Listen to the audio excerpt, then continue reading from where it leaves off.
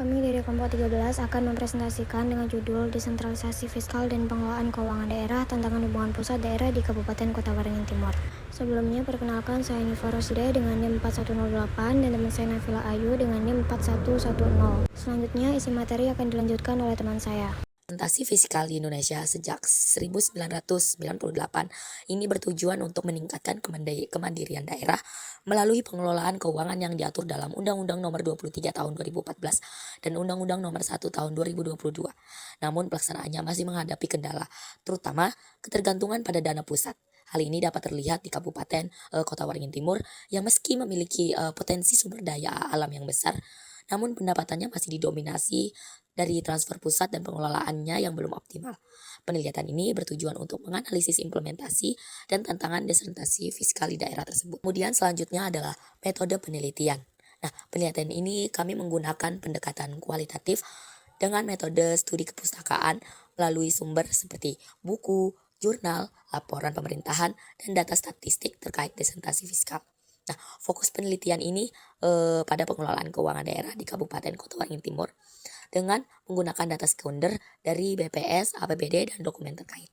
Analisis dilakukan secara deskriptif, kualitatif melalui tahap reduksi, pengelompokan, dan penarikan kesimpulan sesuai metode Miles dan Huberman. Selanjutnya yaitu hasil dan bahasan. Yang pertama, implementasi desentralisasi fiskal di Kabupaten Kota Waringin Timur memberi kesempatan bagi pemerintah daerah untuk lebih mandiri dalam mengelola keuangan dan menentukan prioritas pembangunan sesuai kebutuhan masyarakat. Namun, pendapatan daerah masih didominasi oleh dana dari pemerintah pusat, sementara kontribusi PAD meskipun mengalami peningkatan masih relatif kecil. Yang kedua, kemandirian fiskal daerah. Tingkat kemandirian keuangan daerah terlihat dari perbandingan PAD dengan total pendapatan daerah. Di Kabupaten Kota Waringin Timur, PAD masih rendah dibandingkan dengan dana transfer dari pemerintah pusat sehingga kemampuan membiayai pembangunan secara mandiri masih belum optimal. Rendahnya kontribusi PAD disebabkan oleh keterbatasan sumber pajak daerah, pengelolaan aset yang belum maksimal, serta kurang efektifnya pemungutan pajak dan retribusi daerah. Lalu yang ketiga, tantangan hubungan keuangan pusat dan daerah.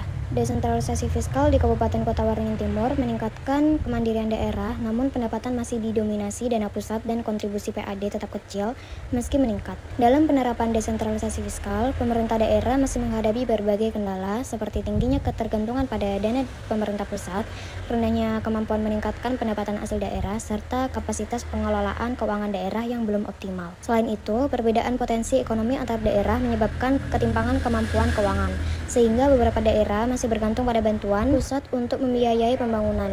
Selanjutnya yang keempat yaitu kinerja pendapatan daerah Kabupaten Kota Waringin Timur.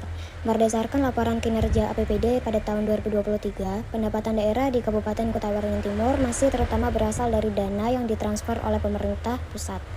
Kontribusi pendapatan asal daerah masih tergolong kecil dibandingkan dengan pendapatan yang diterima dari pemerintah pusat. Di sini terdapat struktur pendapatan daerah Kabupaten Kota Waringin Timur pada tahun 2023 yaitu terdiri dari beberapa sumber. Yaitu yang pertama, pendapatan daerah terdapat 4,45 triliun, lalu pendapatan transfer pusat terdapat 3,60 triliun, lalu pendapatan asal daerah yaitu 513,85 miliar dan pajak daerah yaitu 248,83 miliar.